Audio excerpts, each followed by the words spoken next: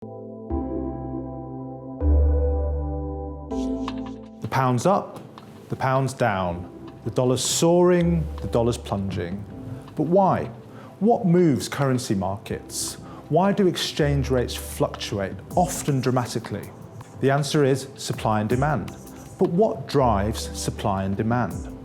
Number one, an expectation of national economic weakness. Think of something like a war or a natural disaster or some other event that's going to have a radical change on economic circumstances in a country.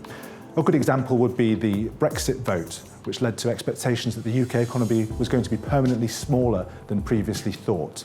So what's going on? Well, bad economic news implies less economic activity, which means less foreign investment, which means less foreign demand for a country's currency. The result, the exchange rate goes down. Number two, expectations of national economic strength. Now this works the other way. Think of an unexpectedly good GDP figure, or perhaps a new oil and gas discovery.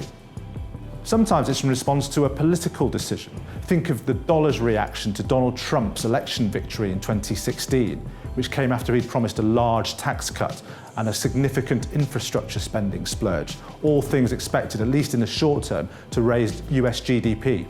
Stronger economic activity means higher interest rates to head off inflation. Higher interest rates means better returns for foreign investors. The result, the currency goes up. But it's important to remember that the value of one currency is always valued relative to another currency. So for instance, sterling is valued relative to the dollar, to the euro, to the yen, to the rand, to the Mongolian togrog, you name it.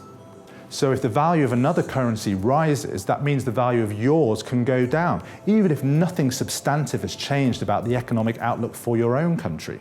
So when the dollar rises against the pound, that can be because the US outlook is looking better, not because anything has changed about the UK's prospects. And a final word of caution.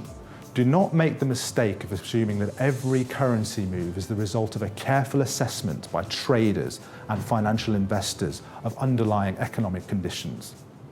In the short term, and even possibly the long term, there is a very large dose of knee-jerk sentiment, herding, and occasionally blind panic involved.